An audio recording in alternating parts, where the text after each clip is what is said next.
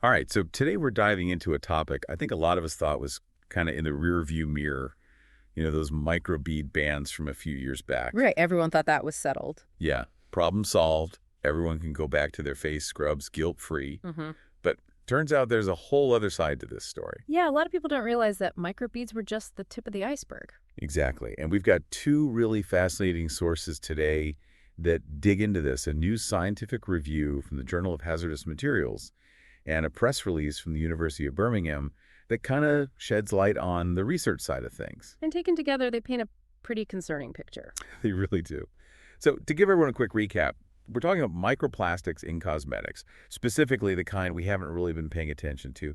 Right, because all the focus has been on those rinse-off products like face washes and body scrubs. Exactly. We use them. They go down the drain. Yeah. Seemed like the logical place to start tackling the problem. And those microbeads were easy to spot, easy to study, so that was a good first step. But we kind of took our eye off the ball with all those other products, the stuff that stays on our skin for hours. Exactly, the leave-on products, sunscreens, lotions, makeup, that kind of thing. And that's what makes this new research so important, because it highlights just how little we actually know about what's in those products and what it might be doing to us. It's kind of alarming when you think about it. Okay, so let's talk numbers, because this review analyzed a huge number of products, right? They looked at over 2,300 different cosmetic products for this review. Wow, okay, that's impressive. It is. But here's the thing that really jumped out at me. Out of all those thousands of products, only 2 of them were leave-on products. Wait, seriously? Only 2 out of over 2,000? Yeah, it's a huge data gap. That seems like a massive oversight, especially considering how many leave-on products most of us use every single day. Absolutely. And it speaks to this assumption that the rinse-off products were the bigger problem. So that's where we needed to focus our attention. But of course, now we're realizing that was maybe a little short-sighted. To say the least. So what's the holdup? Why haven't scientists been all over these leave-on products? Well, it's a lot trickier than it sounds. With a face scrub, it's pretty easy to isolate those microbeads. They're right there in the formula, but leave-on products. They're a whole other beast. Exactly. They're complex mixtures. They're often oily or water-resistant, and that makes it really difficult to extract the microplastics and analyze them. So while we've been busy patting ourselves on the back for getting rid of microbeads, this whole other category of products has flown under the radar. Pretty much, and without that data on what's actually in these leave-on products, it's impossible to accurately assess the risks, both to human health and the environment. Okay, so that's a pretty sobering thought. So we've got all this unknown territory with microplastics in these leave-on products, but it's not just about how MUCH plastic is in there, right? It's also about what kind of plastic. Exactly, and that's something that often gets overlooked in these discussions. Most of the research, even on rinse-off products, is really focused on one specific type of plastic polyethylene, which is what those microbeads were made of. Okay, makes sense to start with the most common type. But you're saying leave-on products are different. They can be, yeah.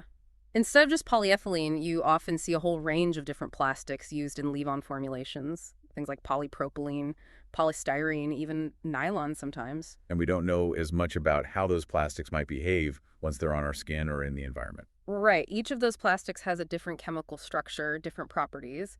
So it stands to reason they might also have different effects on our bodies or on ecosystems once they break down. And to make it even more complicated, it's usually not just one type of plastic either, Yeah. right? They're often combined. Exactly. It's like a plastic cocktail. And we have no idea what that mixture might do long term. What happens when you combine different types of microplastics in a single product? We just don't have the research yet. And as if that weren't enough, it's not just the plastic itself we have to worry about, right? Yeah. These products are full of other ingredients too. Oh, absolutely. We're talking pigments, preservatives, fragrances, UV filters, all kinds of stuff. And some of those chemicals can be harmful on their own, let alone what happens when they interact with microplastics. So you've got this complex mix of ingredients, including potentially harmful plastics, and we're putting it on our skin every day. It makes you wonder, do we have any idea what this stuff is doing to us? That's the million-dollar question, isn't it? And the unfortunate answer is not really. You're kidding. I wish I were. Despite the fact that we use these products every day, there's very little research on the health effects of microplastics, specifically from leave-on cosmetics. That's kind of terrifying when you think about it. Yeah. I mean, we're not talking about something you rinse off right away. This stuff sits on our skin for hours. And it's not just skin absorption either, is it? Yeah. This review even mentioned ingestion as a possibility. Right. Think about lip balm or lipstick. Yeah. It's inevitable that we're ingesting some of those products. And then there's also the potential for microplastics to be inhaled from things like powders or Okay, sprays. yeah, that didn't even occur to me. It's a real concern. Yeah. And then on top of ingestion and inhalation, the review also talked about something called the transappendigeal route, which sounds a lot more complicated than it is. Trans what now? Transappendigeal. It basically means that these microplastics might be able to get into our bodies through our hair follicles or sweat glands. So it's not just our digestive system that could be affected. It's potentially our entire body. Potentially. And right now, we just don't have enough information to say for sure what those long-term effects might be. That's why we need more research. This isn't meant to scare anyone, but knowledge is power. The more we know about these microplastics, the better equipped we'll be to protect ourselves. Absolutely. Okay, so we've talked about how much we don't know about the health effects. But this is also a global issue, right?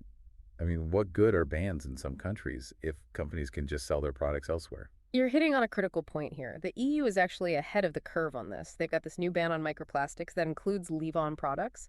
But like a lot of regulations, it's got a phased implementation. So rinse-off products are targeted first, followed by most leave-on products. But some things like makeup have until 2035. Yeah. So even with the best intentions, it's going to take time. Yeah, and in the meantime, it's kind of a free-for-all.